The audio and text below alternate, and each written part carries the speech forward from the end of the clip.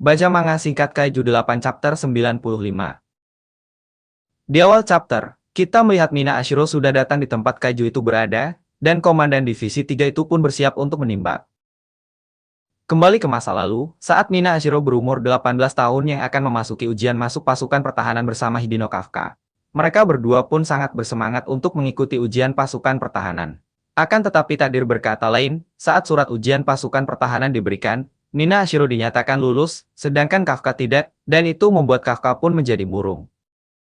Tapi setelah itu, Kafka tersenyum dan menyuruh Mina Ashiro untuk pergi terlebih dahulu, dan Kafka berkata akan segera menyusulnya. Saat berada di pasukan pertahanan, Mina Ashiro pun diperiksa, dan para medis pun mengatakan bahwa Mina Ashiro adalah tipe artileri. Dan saat Komandan Isao mengetahuinya, dia sangat senang dan dia mengatakan bahwa dia adalah sebuah keajaiban, dan dia akan mengubah misi pembasmian selama ini. Setelah itu, Nina pun langsung dihadapkan dengan kaiju besar yang sedang mengamuk di kota itu.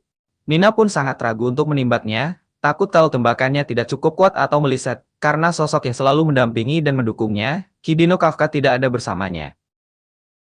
Dan kembali pada saat ini, Komandan Nina Ashiro pun bersiap menimbat, dan bahkan perasaan takut itu pun, sekarang masih dia rasakan pada saat ini. Tetapi Komandan Nina Ashiro pun, mengingat perjuangan para rekannya yang lain, dan para warga yang tidak bersalah, ia menahan rasa takutnya, dan Nina pun tidak ingin menyia-nyiakannya. Hal yang mengejutkan pun terjadi, monster kaiju itu berhasil melancarkan serangannya terlebih dahulu, dan mengenai gedung tempat Komandan Nina Ashiro berada.